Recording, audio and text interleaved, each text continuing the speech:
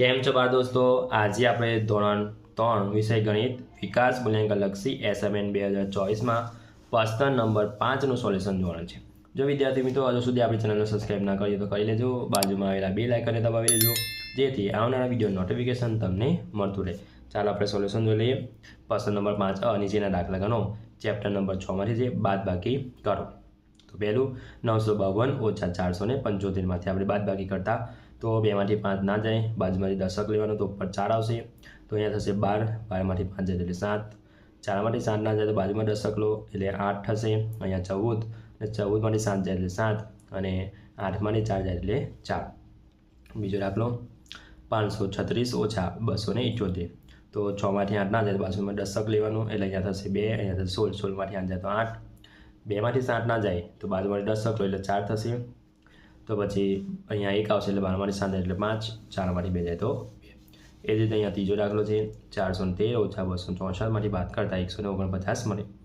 એ જ રીતે ચોથો દાખલો છે 607 - 238 બાદબાકી કરતા 369 મળે. બીજું જોઈ લઈએ. ઉદાહરણ મુજબ બાદબાકી કરો તો પહેલું ઉદાહરણ છે 57 - 36 = 21. તો 36 + 4 એટલે 40 થયા, 40 + 10 એટલે 50, 50 + 7 એટલે 57 થઈ ગયા. હવે આવશે અહીંયા 80 - 17. તો 17 + 3 = 20, 20 + 10 = 30, 30 + 10 = 40, 40 + 10 = 50, 50 + 10 = 60 અને 60 + 10 = 70, 70 + 10 = 80. તો આ લાઈનનો આપણે સરવાળો કરતા તો 63 આવશે જવાબ આપણો. તો 80 - 17 એટલે 63. એ જ રીતે અહીંયા બીજો દાખલો જોઈ લઈએ 85 - 28. તો 28 + 2 એટલે 30 થઈ ગયા. 30 + 10 એટલે 40, 40 + 10 એટલે 50, 50 + 10 એટલે 60, 60 + 10 એટલે 70, 70 + 10 એટલે 80. હવે 80 + 5 કરીશું એટલે 85 થઈ જશે. તો આ સરવાળો કરતા તો 57 આવશે. 93 - 39. તો 39 + 1 એટલે 40, 40 + 10 50, 50 + 10 60, 60 + 10 એટલે 70, 70 + 10 એટલે 80, 80 + 10 એટલે 90, 90 + 3 એટલે 93. હવે આ જ આપણે બાદબાકી સરવાળો કરતા તો 54 આવશે. ચોથો દાખલો 74 - 36. તો 36 + 4 એટલે 40, 40 + 10 એટલે 50, 50 + 10 એટલે 60, 60 + 10 એટલે 70, 70 + 4 એટલે 74 અને આપણે સરવાળો કરતા તો 38 જવાબ આવશે. હવે ત્રીજો દાખલો જોઈ લઈએ. દાખલા ગણો. પહેલું છે મહેશ પાસે 576 રૂપિયા હતા, તેમાંથી તેને 249 રૂપિયા પુસ્તકો ખરીદ્યા, તો તેની પાસે કેટલા રૂપિયા બાકી રહ્યા? તો 576 - 249માંથી બાદબાકી કરતા 327 રૂપિયા રહેશે. એ જ રીતે આપણે બીજો દાખલો જોઈ લઈએ. રમણભાઈને 720 કિલોગ્રામ મગફળી પકવી, તેમાંથી તેમણે 485 કિલોગ્રામ મગફળી વેચી, તો તેમની પાસે હવે કેટલા કિલોગ્રામ મગફળી વધી? તો આ બી બાદબાકીનો દાખલો છે. તો 720માંથી 485 બાદબાકી કરતા તો 235 મગફળી બચશે. ત્રીજો દાખલો રાધા પાસે 435 રૂપિયા હતા, તેમાંથી તેને 398 રૂપિયાનો ડ્રેસ ખરીદ્યો, હવે રાધા પાસે કેટલા રૂપિયા બાકી રહ્યા? તો અહીંયા પણ બાદબાકી છે વિદ્યાર્થી મિત્રો. 435માંથી 398 બાદ કરતા તો 37 રૂપિયા બાકી રહેશે. ચોથો દાખલો મહેન્દ્રભાઈ ખેતી પાછળ કુલ 900 રૂપિયા ખર્ચ કર્યો, તેમાં ટ્રેક્ટરનું ભાડું 575 રૂપિયા હતું, તો અન્ય ખર્ચ કેટલો હતો? તો 900માંથી 575 બાદ કરતા 325 રૂપિયા બાકી રહેશે. પ્રશ્ન નંબર 5 બ સૂચના મુજબ કરો. ચેપ્ટર નંબર 7માંથી છે. તો જોઈ લઈએ વિદ્યાર્થી મિત્રો. નીચે એક કુટુંબના સભ્યો અને તેની હાલની ઉંમર વિગત આપેલ છે, તેના આધારે પ્રશ્નોના જવાબ લખવાના છે. તો કુટુંબના સભ્ય માધવીની ઉંમર 6 વર્ષ છે, તેની મમ્મીની ઉંમર 33, તેના પપ્પાની ઉંમર 37 અને દાદીની ઉંમર છે 70. તો જવાબ જોઈ લઈએ. સવાલના જવાબ. માધવીના દાદી તેમની મમ્મી કરતાં કેટલા વર્ષ મોટા છે? તો 70 - 33 કરીશું તો 37 વર્ષ એના દાદી મોટા છે. બીજું માધવી તેના પપ્પા કરતાં કેટલા વર્ષ નાની છે? તો 37 - 6 એટલે 31 વર્ષ નાની છે. ત્રીજું માધવીના જન્મ સમયે તેની મમ્મીની ઉંમર કેટલી હશે? તો 33 - 6 કરીશું તો 27 વર્ષ હશે એની મમ્મીની. તો તેની દાદીની ઉંમર કેટલી હશે? તો 70 - 6 કરીશું તો 64 વર્ષની દાદી હશે. ચોથું 4 વર્ષ પછી માધવીની ઉંમર કેટલી હશે? તો 6 + 4 એટલે 10 વર્ષ હશે. તો તેની મમ્મીની ઉંમર કેટલી હશે? તો 33 + 4 એટલે 37 વર્ષ હશે. તેની દાદીની ઉંમર કેટલી હશે? તો 70 + 4 એટલે 74 વર્ષ હશે.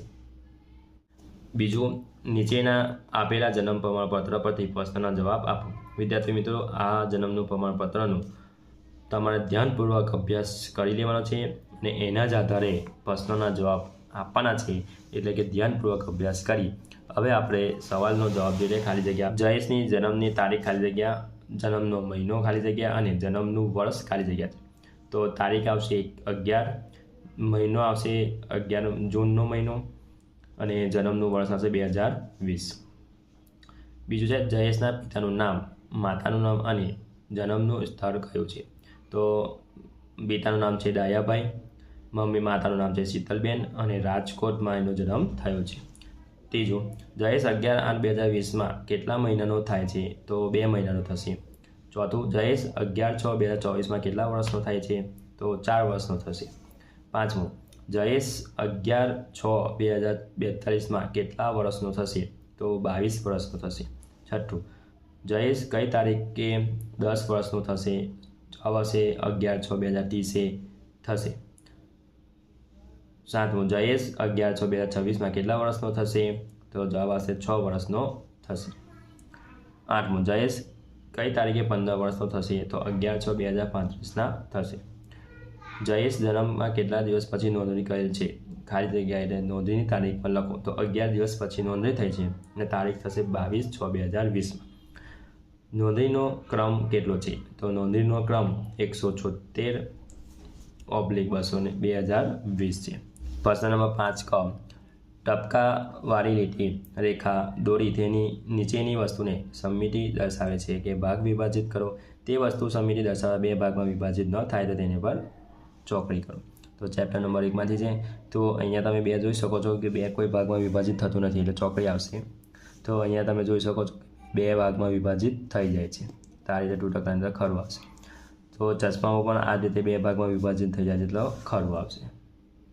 ચોથું છે તો અહીંયા પણ 2 ભાગમાં વિભાજિત થાય છે એટલે ખરું આવશે. તો અહીંયા 2 ભાગમાં વિભાજિત થતું નહીં એટલે ખોટું આવશે. અહીંયા તમે જુઓ તો 2 ભાગમાં વિભાજિત થઈ જાય છે એટલે કે ખરું આવશે. અને અહીંયા પણ 2 ભાગમાં વિભાજિત થાય છે એટલે ખરું આવશે. આઠમામાં પણ 2 ભાગમાં વિભાજિત થાય છે એટલે ખરું. અને તમે ખાસ કોને પણ 2 ભાગમાં વિભાજિત કરી શકાય છે એટલે ખરું આવશે. જો વિદ્યાર્થી મિત્રો આ મારો વિડીયો ગમ્યો તો લાઈક કરજો, તમારા ફ્રેન્ડ સાથે અચૂકથી શેર કરજો. હજુ સુધી આપણી ચેનલને સબસ્ક્રાઈબ ના કરી તો કરી લેજો. બાજુમાં આવેલા બેલ આઇકનને દબાવી દેજો જેથી આવનાર વિડીયો નોટિફિકેશન તમને મળતું રહે. Thank you.